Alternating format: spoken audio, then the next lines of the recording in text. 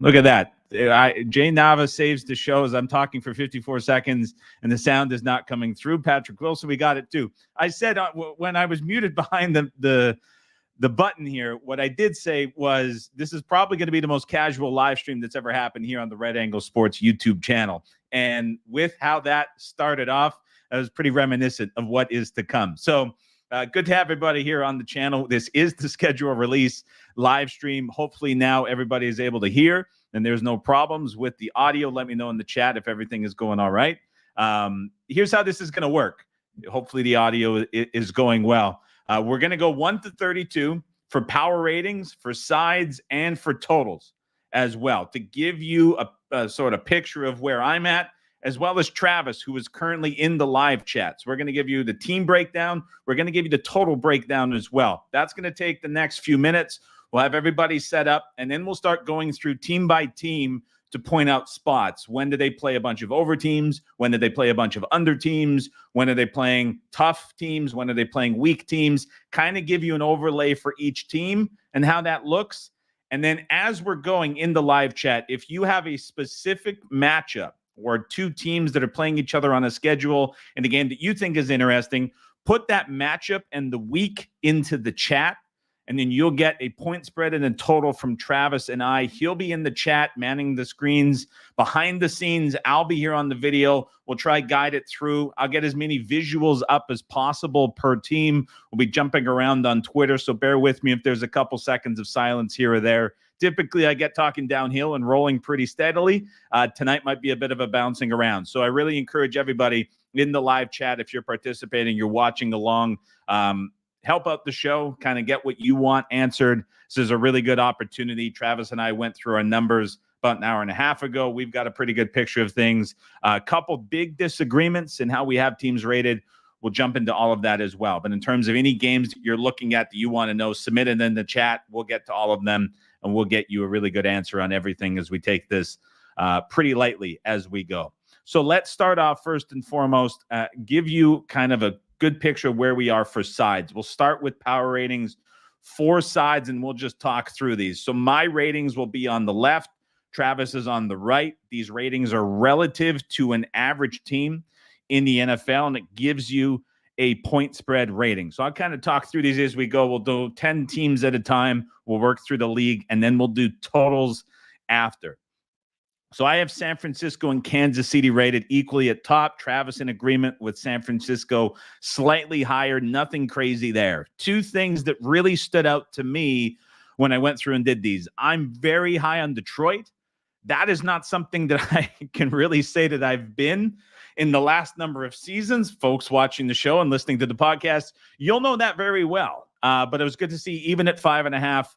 Although I am quite high on them, Travis not far behind at 3.5. He has them 5th. I have them 3rd. Another team I'm very high on is the Houston Texans at -4.5. As we can see on the right-hand side, Travis does not have Houston inside the top 10. This is kind of a major point of a disagreement between the two of us and our numbers. He has them slightly lower than 10th. I have them at 4th, tied with the Jets at -4.5 points relative to an average team. Rounding up my top 10, Buffalo, Cincinnati, Dallas, Baltimore, and Miami. Even though Travis with Baltimore at 4th in his ratings, I've got them down at 9th.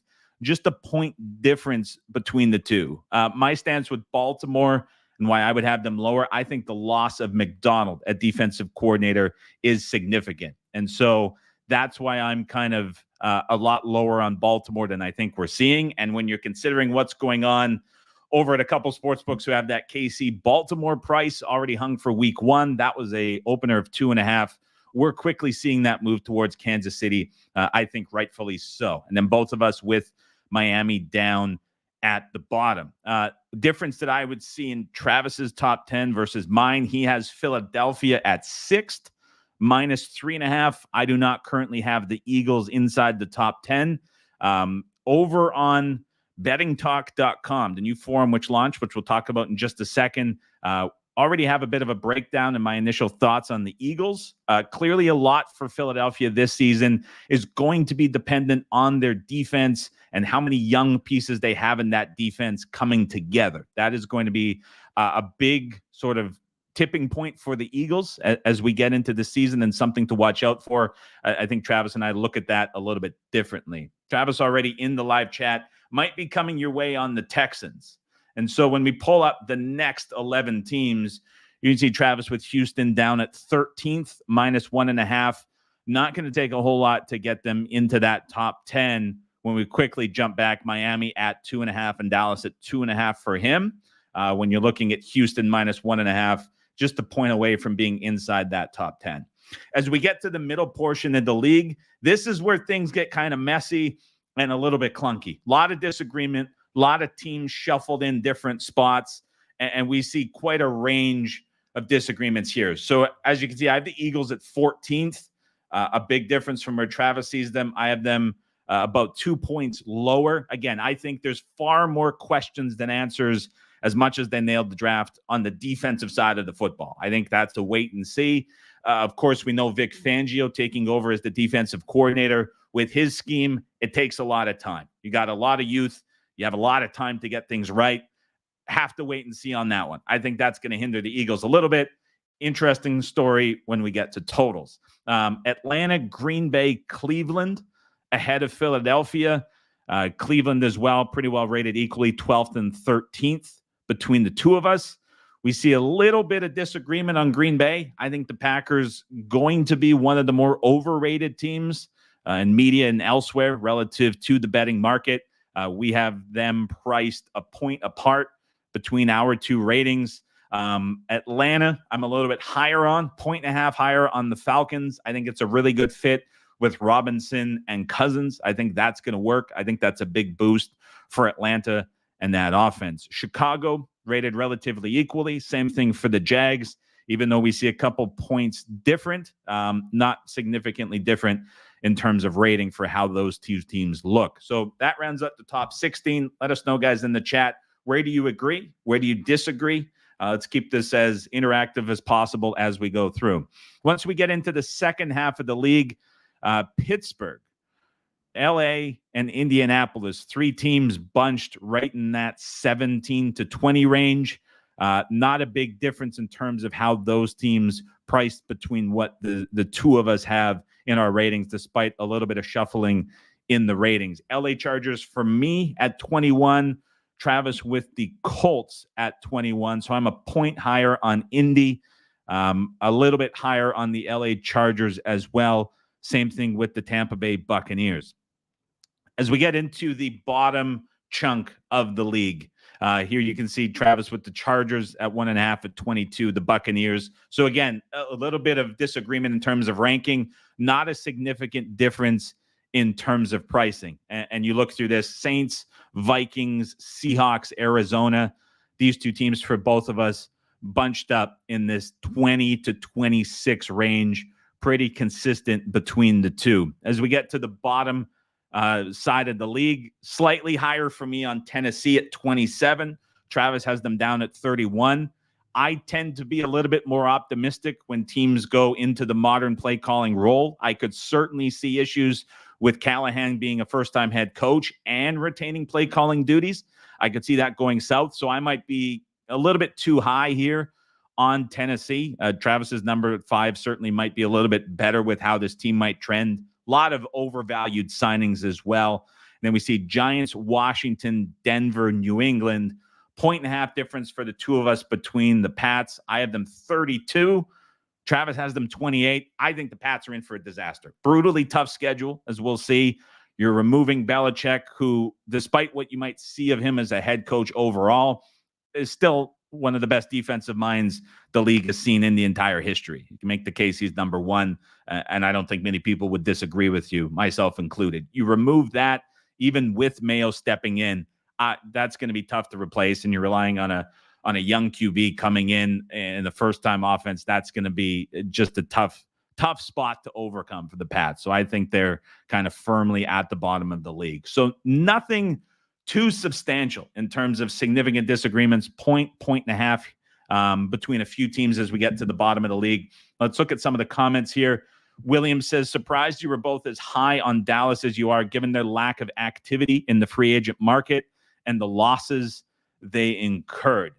Would be curious, William, where do you want to kind of see Dallas in your ratings overall? When we go back to look at it, I've got them 8th specifically. Let's just take you down for a second here. Travis has them 9th.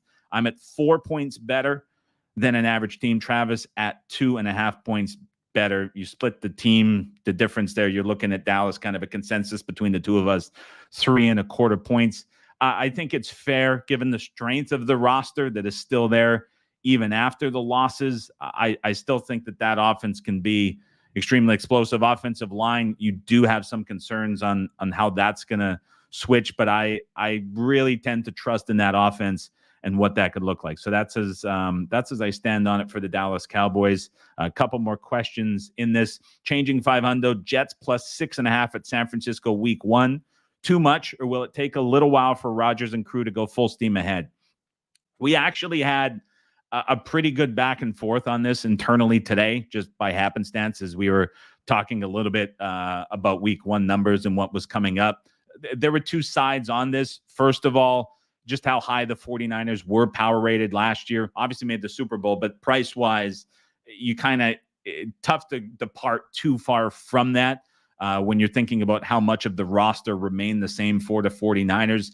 Potentially not that big of a downgrade. So as big of a price as it might seem, just from a ratings perspective, I could see how that price ends up being justified, especially at the initial posting. Where I tend to look at this, as we'll get into the Jets schedule shortly, this is a monster game for New York. As we see their schedule past this game, legitimately setting up, if they get through this, they could be the last team undefeated in the NFL with how easy it is past this 49ers game.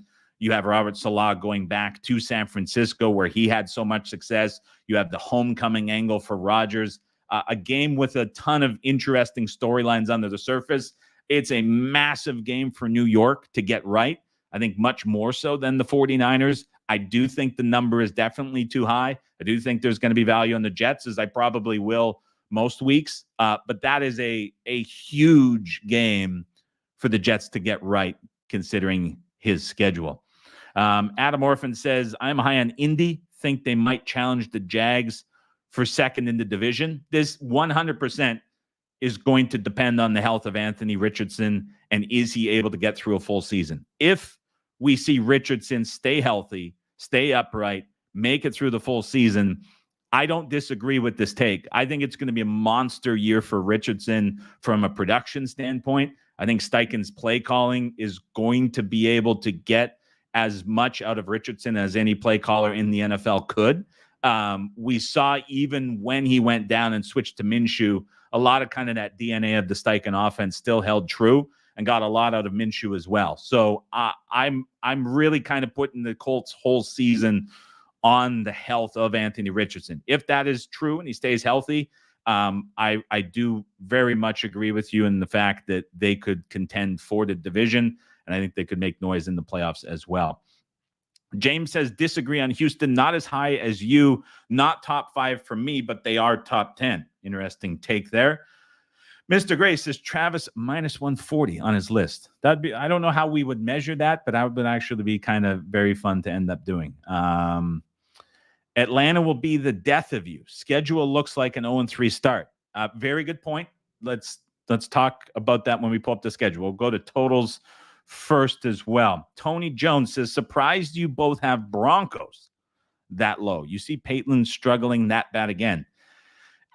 Look, Tony, you can make the case they didn't have a quarterback last year with how badly it went for Russell Wilson. I think the case this year for what they're going to have to get out of that offense, even if it's a career year for Peyton from a coaching perspective, what's the ceiling for Denver? 8 wins? Maybe, if it's an all-time coaching season for him. I mean, that's, I think, being really generous. So, yeah, of all the teams I would say that you could look at these lists and be surprised on, I'm surprised you picked Denver, honestly, because I thought they were pretty reasonably and solidly in the bottom 5. So that's an interesting comment for sure. Joe says Packers should be higher. This is going to be, I think, a team most disagreed upon as we get into the year. Lots of reason to back Jordan Love and be very high on him. You can also look at the Packers and say a very young offense that came together last year. You now have that same optimism for a leap into this year, and you've added some key pieces as well to key spots. I could fully get behind that. Where I'm hesitant with Green Bay and would disagree with some of that sentiment is that, to me, last year was the absolute maximum overachievement that you could have got out of that offense. And it was a masterful job by LaFleur to do so. To me, that's a tougher task to repeat for a second year in a row than it was to be the surprise team last year that really stood out in a big way. And so that's kind of how I tend to stand on that, and how I tend to look on the Packers. So I think we're going to see the Packers just in like a media scenario and as a whole incredibly overrated. And to me, they're in that end of season 10 to 12 range is where they finish. I think we'll see a lot of people make the case they're a top 5 team. I don't agree with that personally. Travis, in regards to the AFC South comment, that division got tougher with Houston and T-Law, Trevor Lawrence, more healthy. That Houston offseason acquisition run was another team in Texas said they're going all in, and Dallas did nothing. That was the team that said that. Houston legitimately went all in to surround Stroud with pieces on the rookie QB deal. I mean, that roster for Houston is absolutely loaded. That team took such a big step forward. That D-line is going to be a disaster for other teams to face and try hold up against. To me, Houston is absolutely loaded through and through. Jacksonville, to me, is a pretty hard team to rate personally. I really have trouble grading and trying to figure out what Trevor Lawrence is. People I respect have kind of hinted at some value for MVP. I've seen that rumor floated around on Twitter. To me, I really struggle with the Jags. I can a lot more clearly see the upside for what you could get out of the Colts than what I could see from the Jags. Like, I see a very clear path for the Colts to take that step forward if Richardson's healthy. I have a tougher time seeing how the Jags improve on 22. I don't know if that's going to be the ceiling at 9 wins. I believe they had 10. I don't know how there's that extra step for the Jags in there as well. Let's get to totals. I think this is a fun thing to talk about that is not typically discussed. Travis has kind of dominated this area for several years. This is not something that I typically do a lot of. And so these are going to be fun to compare. As we pull up the total ratings, let's talk about where we are on all of these teams, who we see as the higher scored teams, who we see as the under teams, kind of get a sense for it. And then we'll jump into a lot of the schedule stuff as we're now getting the full brunt of the schedule available. So when it comes to total ratings, this is starting with obviously the highest scoring teams as the highest rated. I have the LA Rams and Kansas City 1-2. Travis has them flipped. Very little difference between the two. A point of disagreement that the two of us had, and he actually, I'm not going to spoil it, but made a last second adjustment, was with the Miami Dolphins. He had them down at 44, which, to be very fair, falls in line with a lot of the roster ratings that go around the Dolphins that have them as a lower total team this year. I think that year 2 of this offense, it's just going to be more foot down on the gas. And we're going to see the Dolphins remain a very high scoring team. And the reason that I have them higher, right or wrong, is just because of the losses on the defensive side of the football. I think those are going to be tough to replace. And we see Miami as a very high scoring team that might be trailing a little bit more than they were a year ago, which is going to push the offense a little bit. That team, when trailing last year, yeah, that was gross to watch. I mean, they were just absolutely flying. I can't remember. It was maybe Carolina late in the year where they were down 14 or 17. And I mean, you saw McDaniel in chase mode completely flip, and it was within minutes. And so if you get a lot of that out of Miami because the defense takes a step back, especially early on in the year. I think they're a very high-scoring team. Both of us have Indy very high. I think that's an easy one to understand. You're going, especially if Richardson's healthy, the way that he can be deployed by Steichen from a play calling perspective. Shane Steichen overs for a second year in a row are going to be very live. Philadelphia at 5. Said this was interesting, even though the ratings are slightly lower on them from a sides perspective. The upgraded pace and tempo they're going to play with makes them a very high total team compared to what they were a year ago. Detroit comes up next. Deadly offense, re-sign Goff, but that O-line is the best in the NFL. You've got weapons. You've got the dome games to support that. Very much an over team, especially at home. Baltimore, Arizona, Atlanta, Cincinnati round out my top 10. Travis has Cincinnati up there as well. Higher than I am on Arizona. I think that could be a very different team to watch from a total perspective than what they were a year ago. With Kyler Murray coming back fully healthy and some added weapons, you have Marvin Harrison put in there as well. Could definitely see that total ticking up too. And the thing I'll say about Arizona, that defense is so aggressive, and they're overplaying probably more pass routes. Again, no metric for this, but just visually, they're so aggressive to the ball, and that allows a lot of big play opportunities against. I don't think that's going to change this year. It's probably going to hold through. And if you have more offensive support on the other side, can definitely see how that is definitely going to be an over team. Let's get to the middle portion of the league. Both of us, Tennessee at 11. Travis had Buffalo in the top 10. I have them 12th at the same number. Dallas, Houston, Green Bay, and Jacksonville in this league average range at 43.5, 44. Sitting there as well. Travis has the Jets in here at 44, as do I. Dallas, LA, Minnesota, and the Giants for Travis higher than I am on the New York Giants. I have them priced down a little bit more. And San Francisco, Washington, Baltimore, and Chicago. Nothing too drastic here in the middle of the league for how we have these teams priced from a totals perspective. Just a little bit of a different order, as you can see, between 11 and 21. Just 2 points difference for the both of us. A little bit just ordering and how these two teams come, but mostly the same.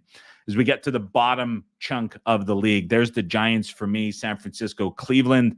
Same thing for Travis with Cleveland there at 24. Again, like these teams between 42.5 and 45, just a matter of ordering. Not that big of a difference in terms of disagreements. Denver for both of us at 25.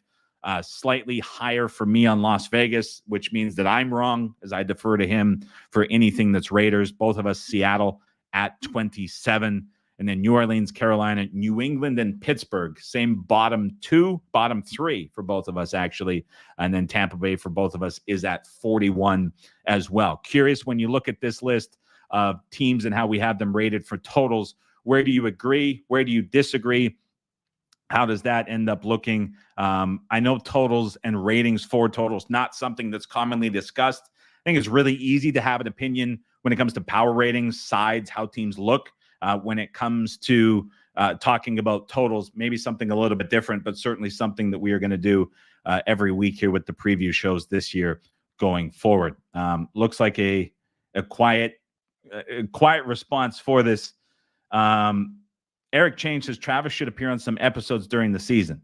We'll definitely get it happen. I understand the reluctance to be on video, especially given his location involvement within the industry. I get it. If you were listening to the Twitter Spaces, he was live on audio. So I think we can definitely twist his arm to get involved in the audio some more, and we'll definitely do more of that. When it comes to the video, it's a hard sell. We're taking baby steps here. A lot of people behind the scenes that are very successful from a betting perspective at Right Angle Sports. I'm doing my best every single day to pull and try get them on. The fact that he's been so willing to start sharing numbers as well as appear on audio, fantastic first step. And it's only May too. I mean, we've got a few months to go to the season, but I think it's slowly wearing it down, and his expertise will definitely be shared as we get closer and certainly into the season. Deuce of Hearts brings up a very good point. Come on, guys. These guys working their butts off for us. 88 people watching and only 4 likes. That's not a great ratio, I'll be honest. So good job on you here calling this out. If you want to hit the thumbs up button, if you got any value from the power ratings or totals, found it interesting, there's a like button down below. And again, I encourage everybody as we go through here, let us know in the comment sections, what are you looking at in terms of matchups that you are interested in. We'll be putting numbers on all of these too. So I'm going to take an awkward second here and just pull up. We have a master sheet behind the scenes where we're inputting all of the games. It immediately runs simulations and it pulls up just a lot of different ratings and scenarios for teams and the layout that we can talk to as we get to. I'm going to not be able to show this sheet on the stream. We're kind of keeping how that's laid out and what that looks like a little bit proprietary. We'll keep that private.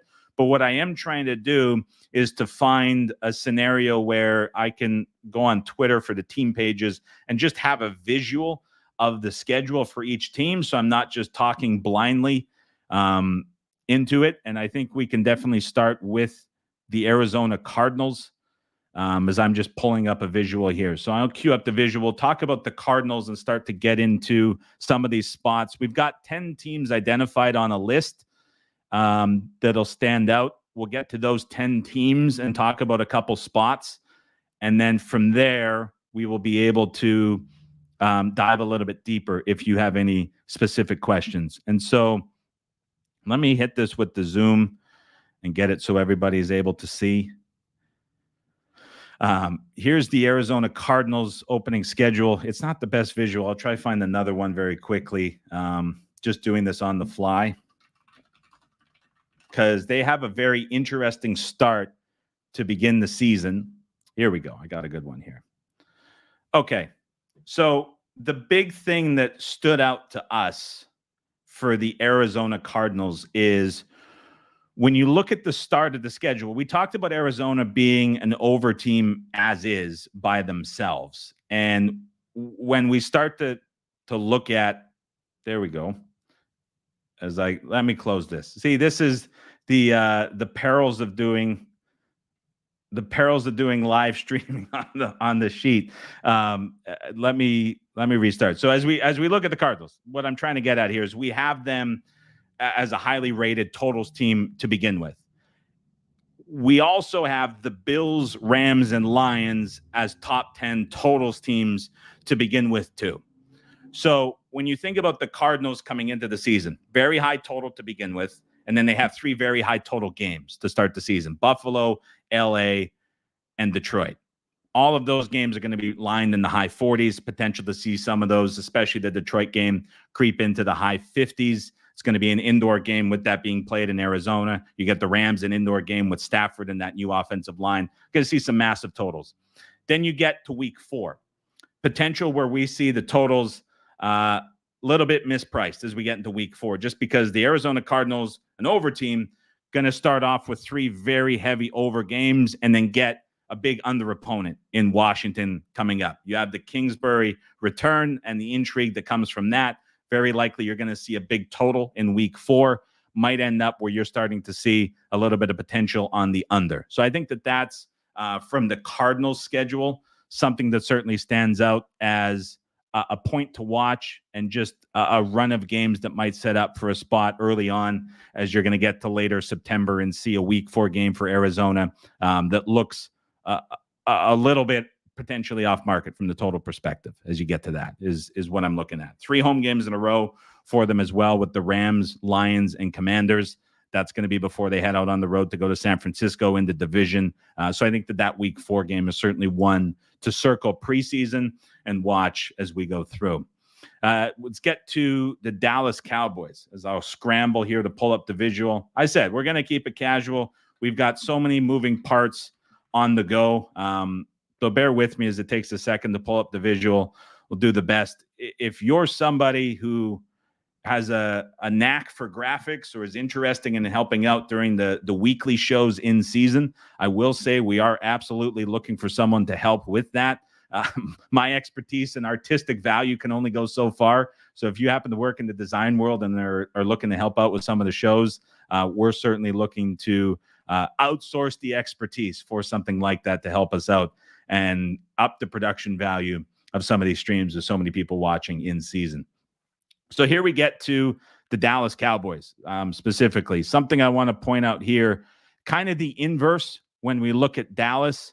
So beginning week 1 with the Cleveland Browns, that's going to be a spot where you're probably looking at like a dead under team. The Saints very likely to start out as a dead under team as well. The Ravens tend to skew more towards an under than an over at the moment. There's going to be some things worked out with that offense. That's the case in week 3. Week 4 for the Giants, another team that's on the more underside of things than overs. Then you have the Steelers, who Travis and I have bottom 2, 31st or 32nd in terms of their totals. So you have the Dallas Cowboys, a higher scoring team, probably going to see their totals coming out suppressed quite a bit. And then, of course, we get to week 6. We look at that, an indoor game against the Lions coming to town. You're going to see that as a complete explosion spot in week 6 in the middle of October. So this is a Cowboys team that has definitely some changes in philosophy, both on offense and defense coming into the year, but probably very likely suppressed to start the year from their totals. And then that week 6 game is going to be crazy as you get the Lions coming in. That Cowboys defense against what the Lions do offensively is going to be a bad matchup. And then what Dallas does specifically is really going to test and stretch that Lions secondary. It's a very friendly matchup for both offenses in a friendly environment. And so if you have those totals suppressed down just because of how the Cowboys start the first 5 weeks with outside of Baltimore, really, you're just not looking at an opponent that's going to carry a significant share of any overs or push any pace in those first 5 opponents. And then it's going to set up week 6 before the bye as just an all-in explosion spot for both of those offenses. So that's certainly for the Dallas Cowboys, a spot that stood out for us in a pretty significant way as we're looking into the middle of October. Let's get to the Cleveland Browns, a team that probably has, I would say, as much uncertainty on offense as maybe any other team.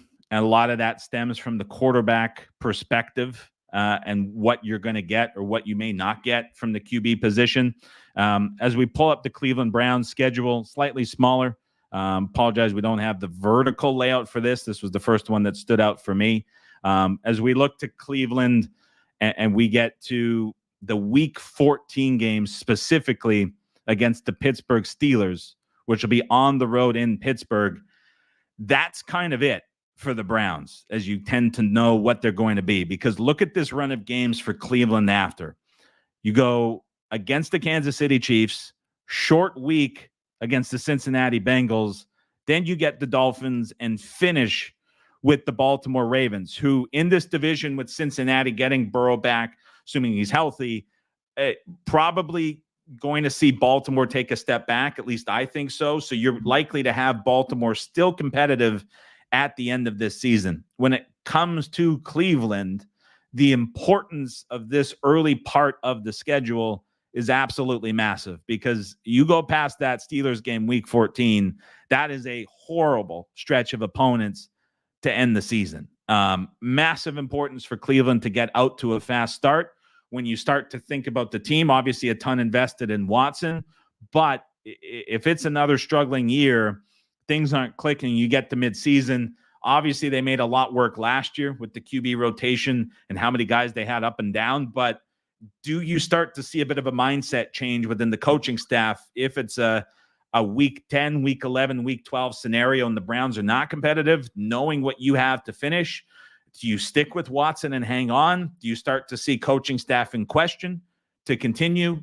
Questions would definitely start to arise as you get into that. But just an absolutely brutal finish to the season for Cleveland. Massive importance on the early chunk of the season. Next up, we have the Jags. Again, I'll scramble to find the schedule. As always, guys, if you have questions, anything in the chat, highly encourage everybody to jump in, leave any questions in the chat. If you want to know anything specific, drill down further, can answer anything. Travis is in the live chat as well. Happy to answer any questions you might have specifically for him.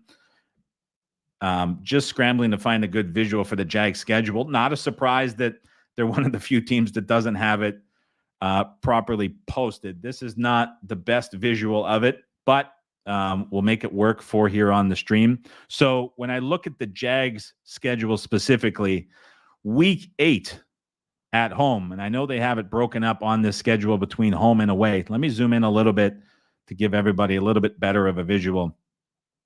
The perils of live streaming television. So here we have the Jags schedule. So you look 8 weeks down against the Green Bay Packers, October 27th. When you have this run of games to begin, Dolphins, Browns, Bills, Texans, Colts, who we talked about at the top of the show, being very competitive, Bears, kind of a bad break for Jacksonville as they have to make that in the London spot and then go back-to-back against the Pats. Another easy layup game for Jacksonville if it was at home that's taken away from them. That goes into London. Against the Dolphins, I mean, just a brutal opening spot. The Browns, going to be a very difficult matchup. Bills, obviously, very difficult matchup. Texans, loaded roster. Colts, as we talked about, very competitive. What's a win for Jacksonville in the first 5 weeks before they go back-to-back in London? I would say if you get through these first 5 weeks for Jacksonville 2-3, you're probably pretty happy. Puts massive emphasis on both of the London games to get to 4-3, because if you drop a few more of that and then you're in a tough spot in London, you have the Packers and Eagles immediately out of it, and you don't get the bye after the second London game. So you're going from playing the Pats in London to immediately turning around and playing the Packers at home. Prime time against the Eagles. It's a tough stretch just to get to the bye for Jacksonville with this anywhere around 500. I think 500 going into the bye would be a big win for Jacksonville that they would take, because you look at the back end, you see winnable games against the Titans twice. You see a winnable game against the Raiders. You can get scrappy against the Colts kind of in your weight class, so to speak. But these first 5 games in the first 5 weeks for Jacksonville, absolutely enormous. It could end up being a spot where their season is on the line in that Packers game in week 8, just because of how early that sets up. Travis says, brutal schedule. NFL wants the Jags to move to London. I think in terms of breaks for how the schedule has come out, Jacksonville's certainly on the short side of it. Interesting comment from NFL Capper Guy. At least the Jags don't get many cold weather games. Jets late, but Bills, Browns, Bears, Pats, Pack early. Very good point in how that weather's going to break. You're not going to get, obviously, a cold weather game at home against the Texans. You're not going to get cold weather on the road against the Titans. Raiders is going to be an indoor game. Titans, you get a break. Colts is going to be an indoor game as well. So from the weather perspective and late finish side, certainly right, NFL Capper Guy, that does not break against the Jags. But I think the big question for me is, are the Jags still going to be even competitive and in the realm of discussion to being alive because of this early schedule? I mean, it's not crazy to think they go 1-4 into the London games, and then you start having questions around Peterson and this coaching staff getting into it, especially if those London games don't go the way of the Jags. So just a brutal, brutal, brutal start for the Jags in the first 8 weeks of the season. Next up, let's jump over to the team of the week and the month, the New York Jets. Kind of hinted at how this looks at the start of the show. Let me pull up a visual for the Jets. Here we go. This is significant, and there's a very good visual that helps it out. Here's what I think is important, and I know Travis fully on board with this. When we look at the Jets schedule, which goes left to right and top to bottom as you're looking at this visual, week 1 against San Francisco is enormous, because you look at the games to follow. The Jets' home games on this graphic are in green. They're going to be favorites on the road against Tennessee. They're going to be large favorites on Thursday Night Football at home against the Pats. They're going to be large favorites at home against the Broncos. Those are 2 teams I have rated 31-32. Travis has both of those in his bottom 3. The Titans' peak for us was 26th or 27th. So you have past San Francisco, who's power rated 1 or 2. You have bottom 7, bottom 3, bottom 3, bottom 9 for opponents. Then you get a game against the Bills at home, which is a big advantage. Then you have the Steelers, who are rated well below average. Then you get the Pats again, bottom 3. If the Jets are able to beat San Francisco in week 1, Rodgers wins the homecoming. Robert Saleh wins the return back to San Francisco. The Jets get that game behind them. It is not unrealistic, not being a homer here and not just supporting the bet. It is not unrealistic to say that the Jets are a favorite to end up with 1, 2, 3, 4, 5, 6. They're a favorite to win 5 out of those next 7 games, which would put them 6-2. I don't think 7-1 is out of the realm of possibility. Travis, in a comment before we came on, says he thinks that if they get past San Francisco, they're going to be the last undefeated team in the NFL. The importance of that week 1 game to the Jets cannot be overstated enough. That is a massive, massive week 1 game, because if they get through that, they can seriously put a run together. And that is something that this team, with the personnel, with the coaching staff, you get the big win and then you settle in for a run. That is massive for this team and that playoff push that they can get to. It's massive for the win total as well. Huge game against San Francisco, because it is front loaded with easy games past that point. So massive week 1 game for the Jets. Next team up, we have Kansas City. They are the only team in NFL history that is going to be playing on 6 days of the week in 2024, scheduled for a game every day of the week except for Tuesday. Kind of a tricky spot for them in the sense that they are becoming the team that is being sort of dangled in front of audiences, being bounced around on all of these different streaming platforms. They're being kind of used as bait in a way with the Taylor Swift angle. Obviously, Patrick Mahomes and his stature within the league. That's really, it's kind of setting them up for the team to dangle to draw the audience. We're seeing a similar thing in the WNBA with the Caitlin Clark stuff being moved around the league pass. But this Chiefs schedule is being taken to an extreme level when you think about all the days and different times that they end up playing throughout the entire season. But if we're going to talk about futures and where you're looking at them right now, they're the league favorite. Very high win total at 11.5 as well. Starting off with kind of a brutally tough schedule. The days are one thing. I think the way that the Chiefs prep and prepare, if there's a team that is going to be put in as difficult of kind of a rotational schedule that they're going to be put in, I think the Chiefs are probably one of the handful that you can say are going to be prepared and able to handle it and are capable of handling it. But I just from a strength of schedule and opponent perspective, Ravens, Bengals, an upgraded Falcons team, Justin Herbert, San Francisco, who's the only team power rated in the same neighborhood as the Chiefs, all within the first 7 weeks, including the bye. So if you're thinking about a futures price perspective, if you're betting them now to win the AFC or you're betting them now to win the Super Bowl, you're betting them before their toughest run of games, which may not be the wisest decision to make.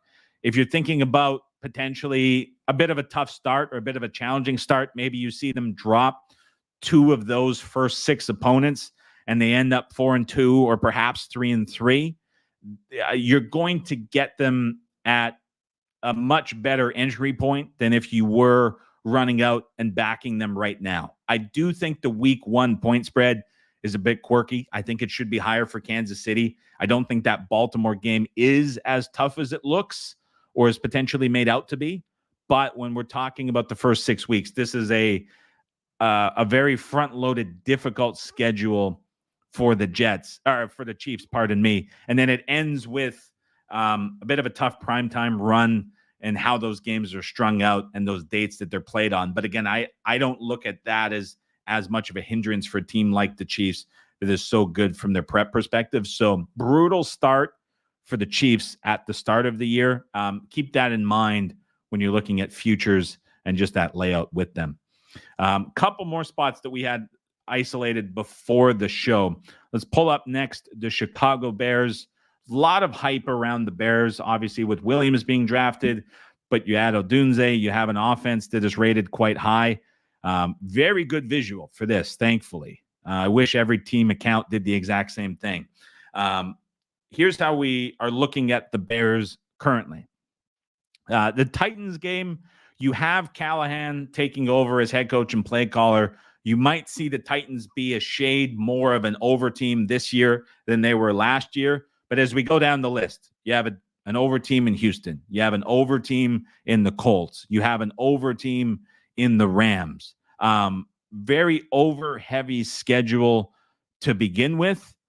And then you get to Carolina, who I think is a bit of a wild card when it comes to totals, because it's a question of how will Canales handle things as a head coach and a play caller.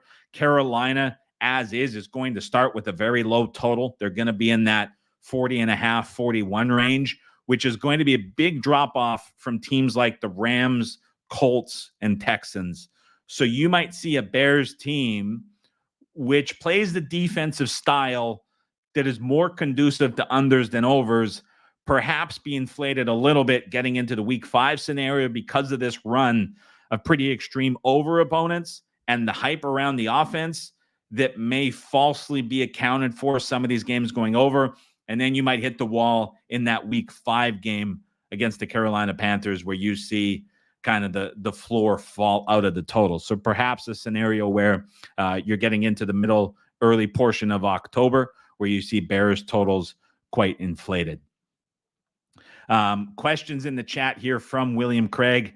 How will the Jets be after Rodgers ruptures his Achilles again? We have William Craig on a Wednesday night in May rooting for a ruptured Achilles for Aaron Rodgers in early September, 4 months in advance. Travis says, Jets fans go back to their sadness. Look, if it's a repeat injury, there are going to be so many people who very much dislike this team, overjoyed and just pounding on the sadness of the Jets. The cursed talk is going to come out. It is going to be an absolute disaster. Going to be a bit of a heartbreaker for me as well, with personal ties there. But certainly hoping that we see a full season from Rodgers, keeping him healthy. Travis says, I'm right at 8 for Rams. Tough start. Stafford could get beat up. And this was a question for J.A. Rams +3 at Detroit. Am I crazy, or is over 8.5 wins for the Rams a great bet? Travis here with the answer. Was not implying that the point spread should be 8. Was more so implying that the win total for the Rams should be 8. I think the Rams win total is kind of sneaky. Last year, there was so much attention right around this time of the year, late May, early June. The Rams unders for their win total was just getting hammered. Obviously didn't play out to that during the season. They make the playoffs. The offense comes to life. Puka Nacua comes out of nowhere. And it's just an elite wide receiving weapon. Fly over their win total. A lot of very smart and very well-respected bettors end up on the losing side of that win total. This year, I kind of feel like there's an acceptance that the Rams are at this level that they were a year ago. I don't know if I fully buy into that. I tend to agree with Travis here that 8 feels like the right number for the Rams in this scenario. To me, losing Aaron Donald is going to be a massive loss for that defense. The double teams that he commanded took a lot of burden off of the offensive line and really allowed a very thin defense to look a lot better than it was last year. That's very much part of the reason why I have them priced as such a high totals team, because what I think you're going to see on the offensive side with the interior of the offensive line beefed up, there's 1,000 pounds a man at left guard, center, and right guard for the Rams this year. What I don't know is if that was done by Sean McVay, who said it was unexpected. In his pressers, he's like, we weren't planning to do this. The opportunity came up and we went for it. Was the retooling of the interior of the offensive line for the Rams done to give Matthew Stafford extra protection and extra time? I mean, the guy was just getting murdered last year in the pocket. Was that done to give him more time, especially on on some of these deeper dropbacks, pushing the ball downfield, or was it done because McVay is going all in with Kyren Williams and pushing his workload to the maximum because he wants to run the ball more to give him an element that makes his offense less predictable, which has been the criticism of him the last couple of seasons. I don't know which way the Rams fall in that regard. I think that is very much going to tell the story. If they go extremely pass happy and they're doing this under the guise of giving Stafford more time because they're all in on the pass game and it's a reinvigorated McVay, that's going to be amazing. This offense is going to be excellent. It's going to be just a great over team. If they get into the role of trying to run it a lot, and we see some of these frustrating McVay early game plans, I think that's going to put so much stress on this defense, and we're probably going to see 8.5 wins for the season look a little bit too high. Let's keep going on with the schedules as we get to let's stick with the Rams. Honestly, I think that this is a good look to kind of reinforce the point of Travis and the tough start. Let me pull up the Rams schedule. Good topic to carry on a little bit further. Let's see. My life would be so much easier if just the team accounts all posted the same graphic and we could just jump from team to team, pull up the schedule, and have that. The Rams look like they went and did a video specifically rather than just posting the whole visual. And we also have, here we go. Excellent. Okay. Some of these teams go to just a huge extent to try and make the schedule release much more important than it is, when in reality, this was all leaked 2 days ago anyway. Okay. Week 1 at Detroit. Week 2 at Arizona. Week 3 at home to San Francisco. Week 4 at Chicago. Week 5, Green Bay.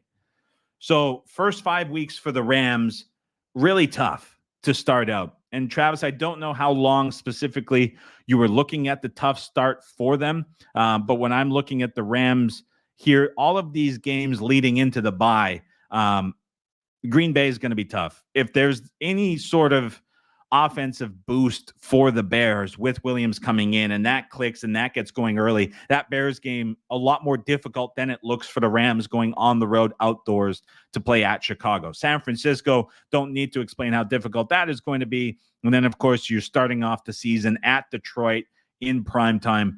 That's going to be a very tough Sunday night football game. Not out of the realm of possibility here if we get a little bit of life from the Bears or the Cardinals playing tough. I think I'm looking at the Packers, 49ers, and Lions games as losses for the Rams. Those are going to be not good matchups for them. And then you have Cardinals, Bears as kind of wild card. 2 and 3 is probably expectation here going into the bye. It could potentially get a little bit worse. So massive importance in this first 5-week stretch leading into the bye. Not out of the realm of possibility. We see the Rams playing from 2 or 3 games below 500, getting out of the bye. Gets a lot easier. You do have, again, Jets late is never tough, going outdoors to play in New York in week 16. You have the 49ers on a short week coming off of a game where you're playing the Bills. That 3-game stretch is pretty nasty as well. Not easy for the Rams at all. And it's a team that very much outperformed expectations a year ago, now gets a tough schedule that's front-loaded with difficulty and an early bye, need to stay healthy. Tough to see the Rams repeating what they did a year ago here in 2024. 2 more spots that we had kind of circled pre-show that were of interest, and then we'll dive into everything that has come out late after. The next team that stood out was the New Orleans Saints from a scheduling perspective. As we pull up the schedule for the Saints individual, we'll talk about what we're looking at for New Orleans. Unfortunately, they went with the small graphic. We're getting just a wide variety of graphics for the Saints. When we look at New Orleans, Saints start 3 of 5 on the road, and 4 of these 5 are tough games. So Carolina is kind of the one easy pass that they get. But when you're looking at this graphic, the non-dark games are the away games, whatever you want to call that. Gold, perhaps, is the color of choice. On the road at the Cowboys, on the road at the Falcons, on the road at the Chiefs, and then you have a home game against the Eagles, and perhaps we get a pretty feisty Panthers team. Now, the reason that this stands out, and I think is a major point to circle, when you think about the Saints going into 2024, past Ron Rivera last year, Dennis Allen was near the top of the odds board to be the coach fired first. When we're coming into this year, if you kind of had to single out coaches most likely to be fired in season, Dennis Allen is going to be at the top of the list. The Saints have already moved on from Pete Carmichael, who was the long mainstay guy, was there since 2006 when Breeze got there. Dennis Allen has been there forever as well. Has a very long history with the team. But as we start to look at potential new directions that this team can go, that seat becomes very, very hot if you see the Saints starting with losses against the Cowboys, Eagles, Falcons, and Chiefs. Really only one game that you would say the Saints are likely to win, or you could check mark as a win at the early start in the schedule, and that would be against Carolina. If they happen to drop that one, you're looking at the Saints very, very likely starting 0-5. And then I think there's questions beyond just Dennis Allen, too. What happens with Derek Carr? Saints drafted another quarterback in the draft. Could there be a switch in that regard coming? We know Derek Carr internally within that locker room, there's some gripes and some disagreements with some of the players and how he gets along with them too. So that becomes a bit of a problem spot too if things start to go poorly. And you have to remember too, the Saints going through a pretty drastic scheme change and new offensive install, which is going to stress them early in the season too. I was watching the Clint Kubiak interview, and he didn't really give any signs of confidence that it was clicking or it was working. He was reinforcing process. He was reinforcing the long-term vision. There wasn't the same sense that you get from other OCs where it's like, this is really working right now, and this is great. So I think that probably slows down the Saints too in the early part of the season. Could see the Saints at the bottom of that division as you get to the middle part of October. I would want no part of their futures from that point on, but that could be a very tough start for them into the early part of October. Final team that we had circled at the start of this was the New York Giants. This is a team that could present a lot of value late in the season. If you're a believer in Brian Daboll, you're a believer in what the Giants could do if they happen to play up to expectation.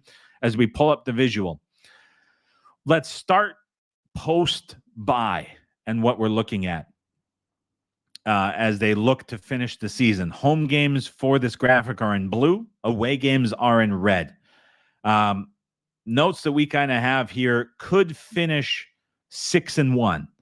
I'm going to say 5-2 finishes on the table. Bucks, Saints, Colts, they can be competitive with. Falcons, an area to be competitive with. I think you're looking at the Cowboys and Eagles in the division. Tighter games, but a little bit difficult. Relative to just an average team and opponent. A lot of emphasis on the Panthers and Washington game, but when you start to look at how they start on this schedule, Vikings early on, Washington, Browns, Cowboys, Seahawks, Bengals. Imperative that the Giants end up taking advantage of this early portion of the schedule. Here's another team with, I would say, a coach that is uncertain at this point, Brian Daboll, to whether or not he's a guarantee to make it through the season. You have questions coming up about Daniel Jones and what the future looks like for the Giants beyond this spot. And so just in the way that this schedule happens to be laid out, massive importance for the Giants to end up hanging on and being competitive as they go into that bye in the middle part of November, just before Thanksgiving. If they happen to stumble early and we see the Daniel Jones return not go as planned or expected, and you see a tougher spot for the Giants out of the gate, the way that this schedule is going to go down and finish, that becomes a spot where you could very well be seeing change for the Giants. And so from just a season-long futures perspective and how that looks, something that I think you definitely have to consider, just the way that this looks and kind of the underlying circumstances within this staff. Travis saying both Giants and Bucks could finish well. Lots are really going to depend on the Giants and if they're still active and competitive at that point, as well as what's going on around them within the division. So that's pretty significant for it as well. So those were spots that definitely pulled out. One more I'm going to pull up is the Tampa Bay Buccaneers. Let's see what we're looking at with Tampa Bay and how this schedule is laid out for the Bucs specifically. Travis is saying when you're looking at this, thinks it's more likely the Bucs end up with a strong finish than the New York Giants. So you have Todd Bowles still hanging on as the head coach of the Tampa Bay Buccaneers, but you're looking at a new OC coming in, a new wide receivers coach coming in.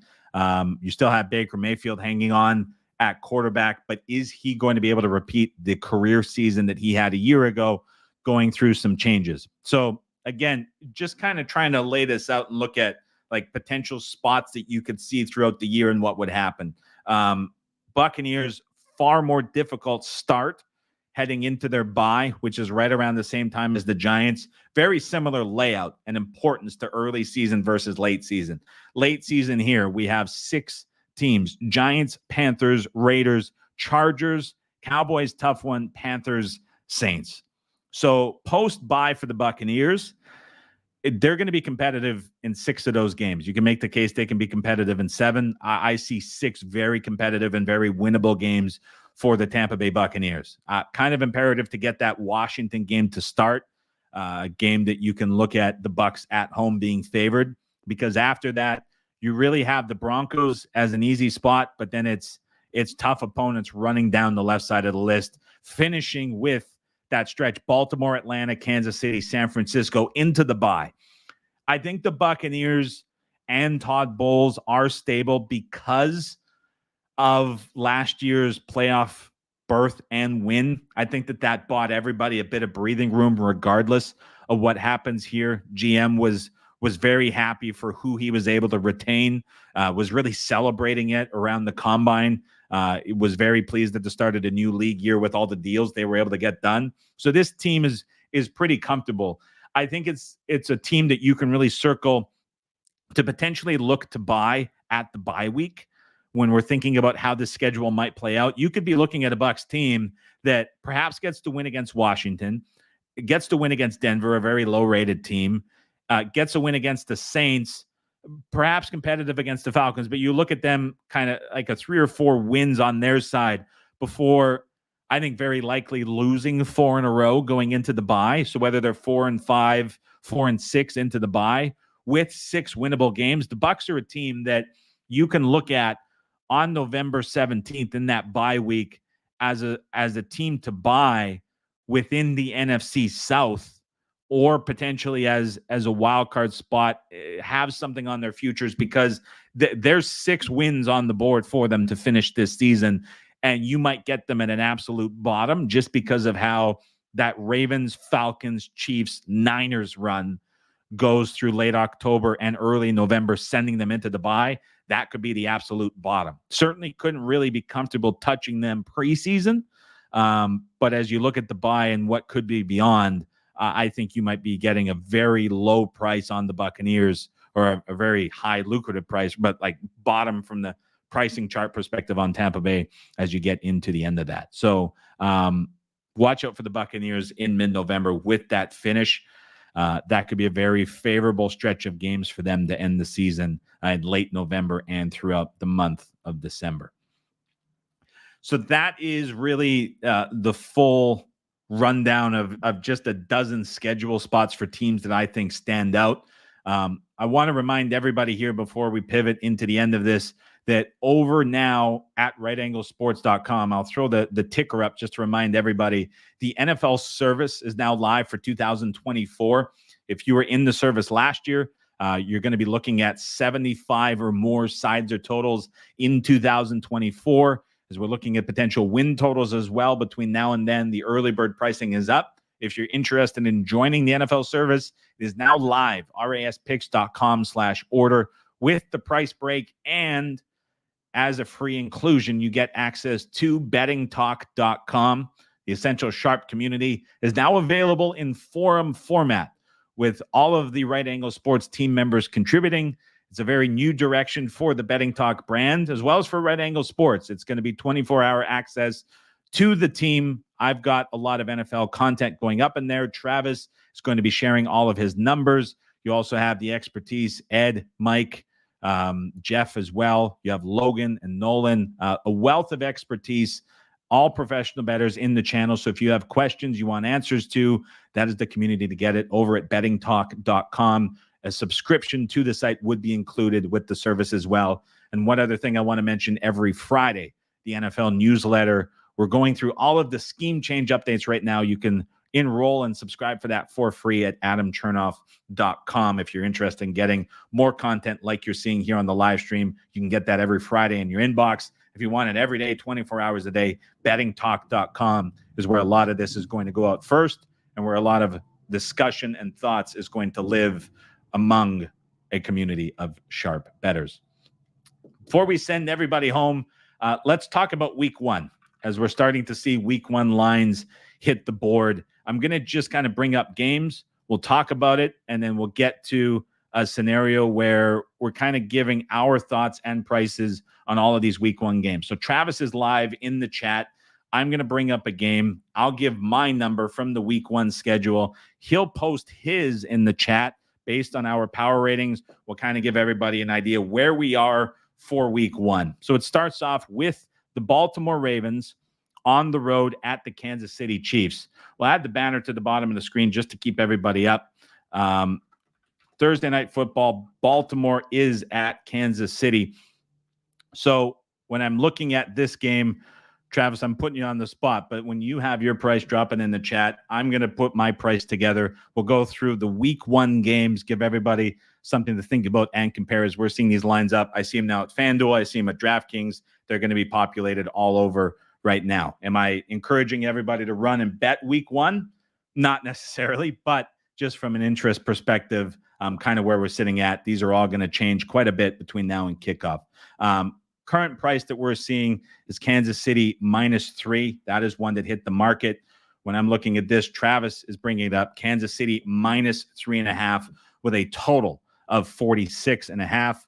When I'm pulling up my numbers specifically, slightly higher on KC -4 with a total of 46.5 as well. So both of us higher on Kansas City than the betting market. Both of us slightly lower on this total. A lot of that has to do with what we're looking at from the Baltimore Ravens, as we had them slightly lower on the total side than the market does as well. Next game up, this is the first Brazil game that we're looking at. Philadelphia on a neutral field against the Green Bay Packers. First Brazil game. I'm intrigued to see how this plays out. I think we're going to see an environment unlike any we have seen in an NFL game before. I don't think you could compare what you're going to see from the Brazil fans to what you've seen from the London fans. To me, this is going to take on a completely different element of travel, especially with the time zones and lack thereof difference. It's going to put a test on both of these teams for how they want to prepare. I think this is a game that is going to be a little bit more different than perhaps what it's being made out to be. And so just from a ratings perspective, I have the Philadelphia Eagles a point higher than the Green Bay Packers. And so I'm right in line with market. Philadelphia -1.5. Total perspective, I'm at 45. Travis, Philadelphia -2.5. If you remember at the power ratings back at the start of the show, Travis slightly higher than myself on the Philadelphia Eagles. Total in this game currently in market 48.5. A lot of hype around the Green Bay Packers offense. Obviously, a lot of intrigue around the Philadelphia Eagles pace, but this game in Brazil comes with a plethora of questions, to put it lightly. Very different scenario than any other game that you're looking at, certainly for a neutral field game as well. Pittsburgh Steelers moves on to the Sunday slate on the road at the Atlanta Falcons. Pittsburgh at Atlanta. We're looking at just pure power ratings. From my perspective, I have the Pittsburgh Steelers rated exactly, as I'm pulling it up, half a point worse than an average team in the NFL. I have the Atlanta Falcons rated 2.5 points better than an average team in the NFL. So the difference between those two for me gets me to 3.5. When I'm looking at location on this, I'm going to be much higher than the current number of Atlanta, 2.5. I'm on the other side at 3.5.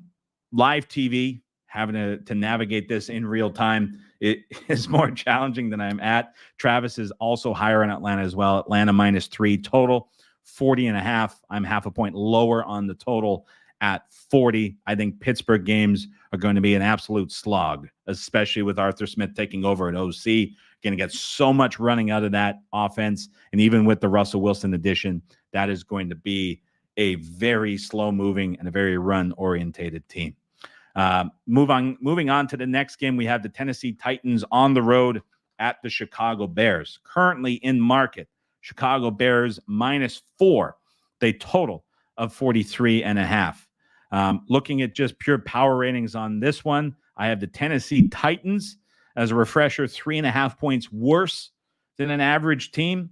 And I have the Chicago Bears dead even, 0, equal with an average team. You add in home field, I'm right at Chicago -4.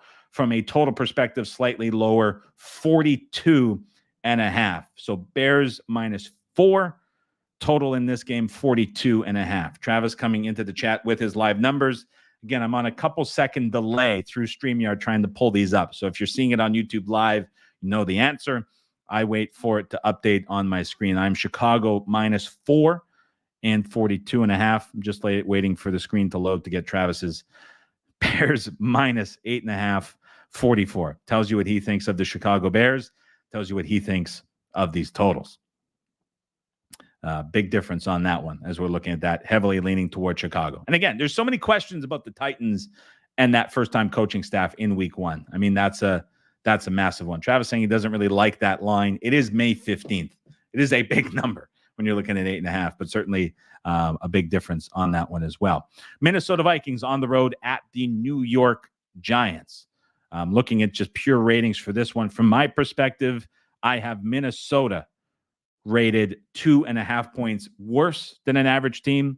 I have the New York Giants rated 4.5 points worse. So I have the Vikings 2 points better.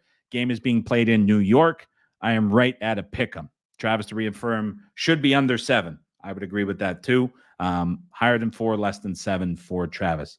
When I'm looking at this, Vikings Giants in New York, a pure pick 'em for me with a total of 42. Travis, Giants -0.5, total 43.5. So both of us slightly higher on Minnesota relative to market for the week 1 meeting between the two teams. Next game up, Houston Texans on the road at the Indianapolis Colts. Interesting AFC South matchup. Currently has listed the Texans -1.5 with a very high total of 48. I am looking at the Houston Texans in my ratings, 4.5 points better than an average team. Indy, half a point better. Difference of 4 points between the two. Game is being played in Indy. I am at Houston -2.5 with a total of 50. Current numbers, again, Houston -1.5 with a total of 48 as it stands here on May 8th.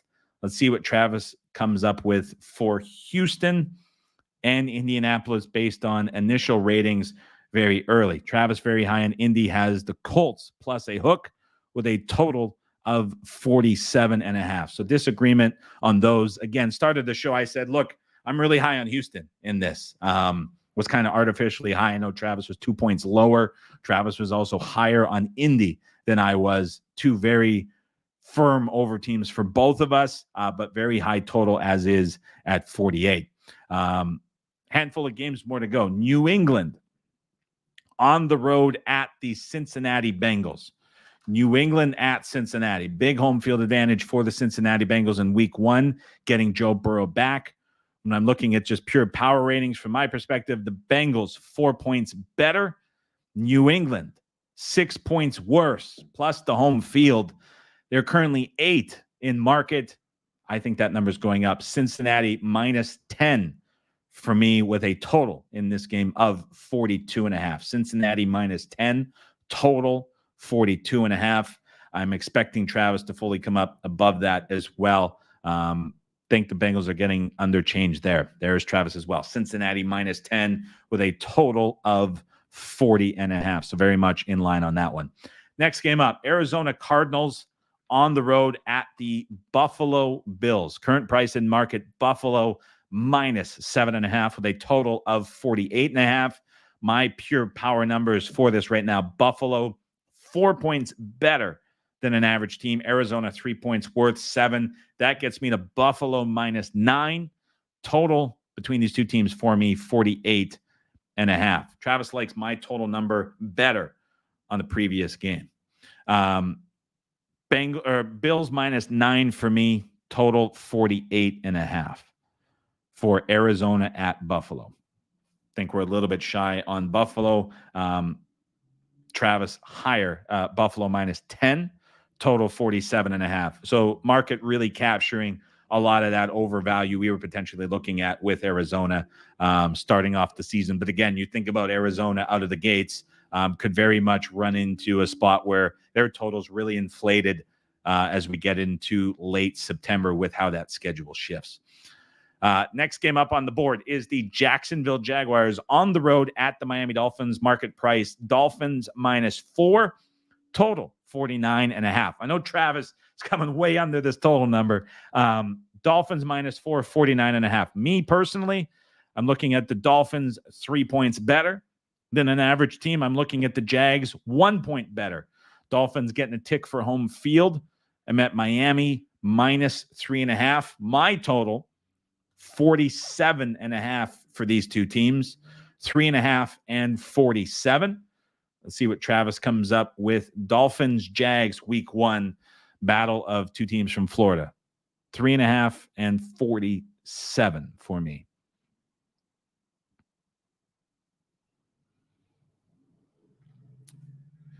Travis ran on the number Miami -3, 44.5. I knew it was coming under. We were talking about that before, which just both of us were out of line with the Miami totals. Likes the 47.5 better.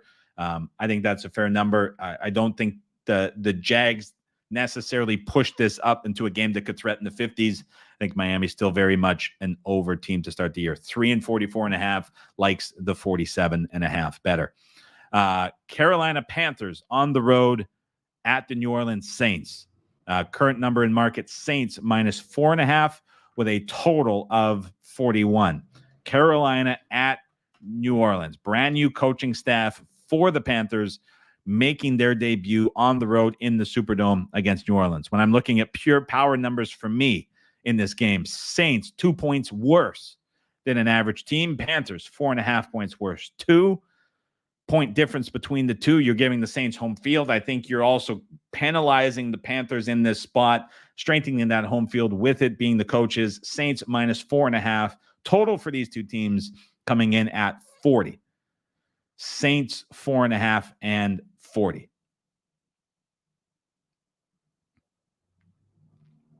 See what Travis has and if he's in agreement with Saints 4.5 and 40. Travis higher on the Saints -6, likes 4-ish better, 38.5 coming in under. These could be two serious under teams to begin the year based on some of their personnel and play calling tendencies. Next game up, Denver Broncos on the road at the Seattle Seahawks. Denver at Seattle. Denver, for me, rated way at the bottom. Same thing for Travis. Seattle not considerably higher. When I'm looking at the difference between these two, I have Seattle 2.5 points worse than an average team. I have the Denver Broncos 5.5 points worse. Seattle 3 points better. We have Seattle at home, getting the home field advantage against the Denver Broncos. I am at Seattle -4.5. I am at a total of 43.5. Seattle -4.5, total 43.5. Travis in disagreement with me on this one. Seattle -8.5. Really penalizing the Broncos, who he has at the bottom of the ratings, much lower than I do. Total in this game, 40. Looking at the Broncos as a dead under team, they were near the bottom of those total ratings as well. Likes 6 to 7 range better. I was at 4.5. I could certainly get to that 6-7 range as well myself. That is a very tough spot for the Denver Broncos to lead off, even if it is the new coaching staff for Seattle. You think about the QB situation Denver is sending on the road to take on Mike McDonald and the defense that he is able to deploy. That is a tough spot for the Denver Broncos on the road. So I definitely agree with that 6 to 7 range. Next game up, Las Vegas Raiders on the road at the LA Chargers. This is Travis's wheelhouse. If there's any difference, you are deferring to his number 100% on this one. I currently have the Chargers 2 points worse than an average team. I have the Raiders 3 points worse. Have the Chargers 1 point better. Very minimal home field. Chargers 2.5 for me with a total of 43. Chargers 2.5, total 43. Travis at Chargers -4, total 41. That means I'm light on the Chargers or too high on the Raiders. Trust his number 100% more on this one. He's also lower on the total at 41, which I would definitely defer to and say that I'm incorrect. So short or long, one way or the other, believe Chargers -4 is better here with a total of 41. Couple more games to go on the week 1 slate to give everybody a bit of an idea where we sit with everything and what you can expect coming into it. 5 more games specifically. Washington on the road at the Tampa Bay Buccaneers. A clunker, to put it lightly. When you're looking at the afternoon slate, Cowboys Browns with Tom Brady making his debut. You got the Harbaugh debut for the Chargers. This is going to be a tough one to tune into. Looking at just pure ratings for this one, I have Washington 4.5 points worse than an average team. I have the Bucs 1.5 points worse. Bucs 3 points better. You add in home field. I have the Buccaneers -4. I have the total at 41. Bucs -4, total 41. Travis, Bucs -5.5, in full agreement with the total at 41. Sunday Night Football, great game. Rams on the road at the Detroit Lions. Rams on the road in Detroit.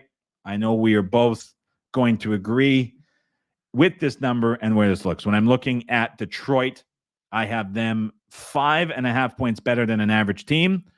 When I look at the Rams and where I have them rated as an average team. 5.5 plus the home field advantage. I'm near Lions -7. And a very high total for me on this one at 51. Lions -7 and 51 for me in this matchup. Let's see where Travis comes at. Lions -6 and 49. Makes me think 50, which is the current market total. Probably a pretty good number. But seeing Detroit much higher for both of us makes me think we're going to see some Lions money into the market between now and September 8th. 98 days to go off the top of my head to get there. That's the wrong number. It's 87. I saw it yesterday. I was so excited to see it. I forgot the number. 2 more games to go. 1 more game to go. We have the Bills-Dolphins posted. That's the Thursday nighter. Last game of the week 1 schedule. Jets on the road at the 49ers. Awesome game to talk about. One that we're definitely going to talk about a ton more. When we're looking at pure power ratings for this, I know we're both coming in under what the current number is because we're high on the Jets. That's something consistent. I have the Jets 4.5 points better than an average team. I have the 49ers 6 points better. You give the Niners home field advantage. Looking at this one, Niners -3. When I'm looking at the total for this game, I'm looking at a total of 43.5. Niners -3 and 43.5. Travis is at Niners 3.5 and 44. So that's a pretty clear consensus from the two of us that the Niners are a bit high on this one, and the total at 45.5, a hair high as well. Now, keep in mind, we just went through week 1. These are power numbers that we put together very, I don't want to say quickly and hastily, but I mean, we knew the schedule was coming out. We wanted to do the show. We wanted to have the numbers. Very likely we see these numbers change. This was full on first reaction to what we thought. There's going to be a much deeper dive on the schedule, a lot more to come through OTAs as well as training camp. So when you're looking at this, do as you wish, but this is not anywhere near a full suggestion to run to the window and start jamming these bets into a kiosk or your account, or if you happen to be at the casino, which someone was earlier in the chat at Circa. not to be taken as full-on gospel to go and bet everything accordingly. Certainly things are going to change between now and kickoff in September, but I just kind of wanted to go through week one, put some numbers up on the spot. I know they're being posted all over. Kind of tells you where we're looking at with a lot of these teams as we get into full-on preview season. So that was the full week one rundown from both of us. A lot of consensus on a lot of teams, higher or lower, and how that fits in. So I think that'll wrap it up for the schedule release show. We got into about 12 teams, talked a lot about week one, got a lot of good comments in the chat as well. It was good to go back and forth.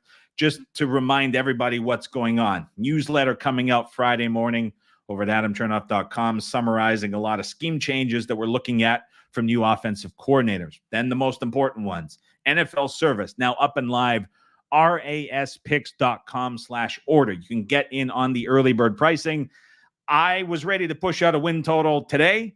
We may have one on Friday. We'll keep everyone updated from that. The earlier you're subscribed, the more win totals you will get along with player futures too. So that service is fully ready to go. 75 sides and totals in the pre and regular season, plus access to bettingtalk.com for the duration of the season and beyond as a free add-on as well if you want to jump over and get into that too. And of course, the newsletter coming out every Friday. And then here on the channel, we will be live every Wednesday at 9 a.m. Pacific, 12 p.m. Eastern from now, every day until they tell me not to come on the live streams anymore.